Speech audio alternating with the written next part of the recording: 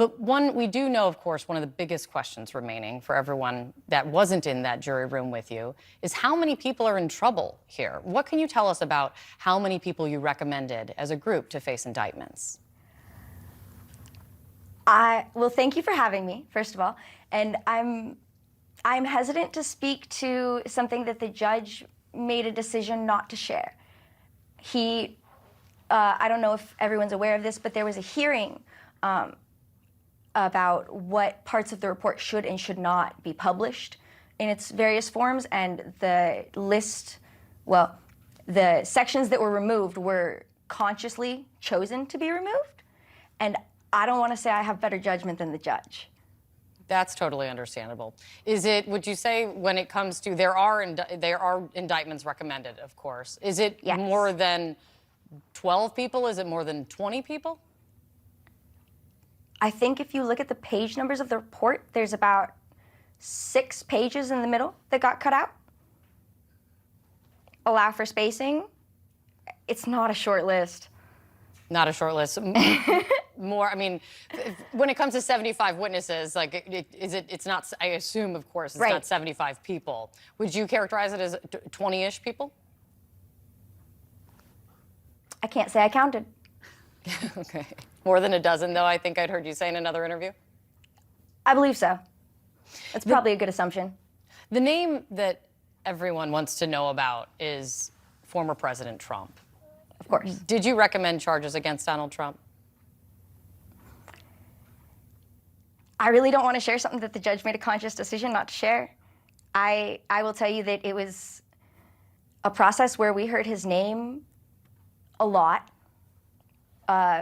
We definitely heard a lot about former President Trump, and we definitely discussed him a lot in the room.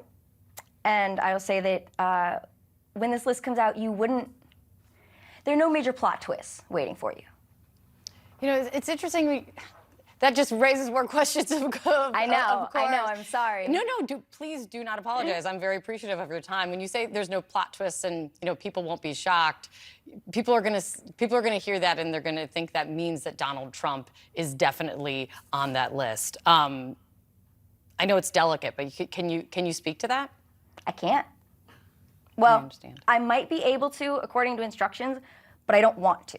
I don't want to speak out on something that the judge, like I said, consciously chose not to release at this point.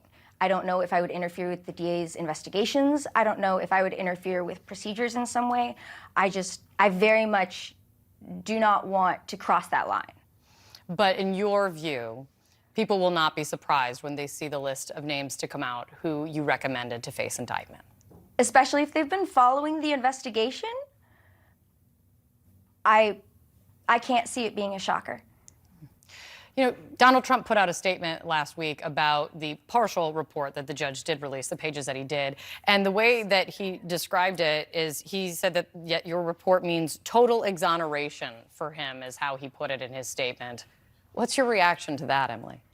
I did see that today, which was fascinating. I'm not positive he read the right document, but I will say that if what he was talking about was our statement where we indicated that there was no evidence of widespread fraud or widespread vote fraud in the Georgia 2020 election, that might have been what he meant. Other than that, I'm not positive what he meant by that. I'd be interested to know. I'm sure we will hear more from him after it all comes out. The portion of the final report that has been released, there's another portion. That part that you just talked about was of great interest to a lot of us, but also the other portion that obviously demands a lot of attention is also the portion, and I'll read this for everyone, where you all wrote, a majority of the grand jury believes that perjury may have been committed by one or more witnesses testifying before it. Is perjury the crime that you all believed was the main crime you all believe was committed? I wouldn't say that. I would say that it ended up included there because it was less pointed of a suggestion than some of the other things we may have written in the parts of the report the judge chose to keep confidential. Like I would say that less specific to a person. right, right. I would say that we thought it was important to keep it separate as well. Okay, I will say that I thought it was important to keep it separate as well, at least in my opinion, not anybody else's but mine, that there's a difference between the crimes we were called to investigate and crimes that were committed in the room. How would you describe the strength of the evidence that was put before you? The strength of it. Was it clear-cut? We heard a lot of very compelling things, like a lot of very compelling evidence, a lot of very interesting things, and things that we didn't expect. We discovered a lot as we went. Like, we know that you all heard at least one call that Donald Trump was on during this period. This is the infamous call that the whole world has heard as it was released when he was speaking to Georgia Secretary of State Brad Raffensperger. But in terms of just calls and recordings of calls, are there others of those? I can tell you I heard other phone calls. I don't think I could name all of them right now if I wanted to. After 75 witnesses in 8 months, it gets hard to keep all your bits straight. Other calls that Donald Trump was on? Yes. I'm positive I have heard the president on the phone more than once. Some of the big name witnesses who came before you, they really fought against coming before you. They didn't want to testify, but they were forced to. They were told by the judge that they needed to, like Mark Meadows, Donald Trump's former chief of staff. What stood out to you from his testimony? Mr. Meadows didn't share very much at all and was not very willing to speak on much of anything. He asserted his rights under the Fifth Amendment and under executive privilege, which he absolutely had the right to do. And that was pretty much that. You know, this wasn't just a few days of jury duty. I've been kind of thinking about this as we were going to speak today. I mean, this was more than 7 months of your life, and dealing with one of the most closely scrutinized investigations in recent political history. What is your lasting impression of this process, Emily? I've loved being a part of this process. I think it's amazing to actually be able to be a part of this process for once. I think it's a privilege to be able to actually be a part of the system for once and making it work. This has been fascinating to get this peek into the world of like politics and of all these different, of government and of all these different things, and, you know, have the curtain lifted just a little bit and let us peek in as regular people has been amazing, and I'm so glad that I did it. And so after that, when it's all said and done and the DA makes her final decision on charging, what do you say to people who question your findings or want to say that your investigation, what you all were doing in that room, was influenced by politics?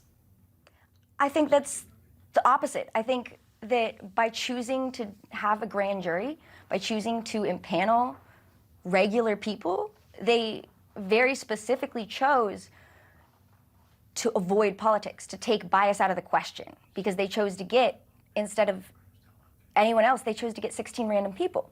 They could have gotten, you know, if they had wanted someone who was just going to support their opinions, they could have gone and hired a bunch of legal experts. There were all kinds of choices that could have been made there, but they chose to get a random sampling of the population of the area, and I think that speaks really strongly to them trying to avoid bias in any way and trying to avoid politics. After everything that you've seen, what would your reaction be if the DA decides against bringing any charges after what you've seen? I will be sad if nothing happens. Like that's about my only request there is for something to happen. I don't necessarily know what it is. I'm not the legal expert.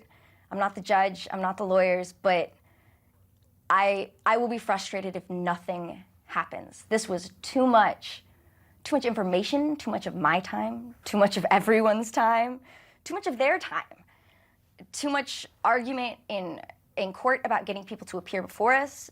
There was just too much for this to just be, oh, okay, we're good, bye.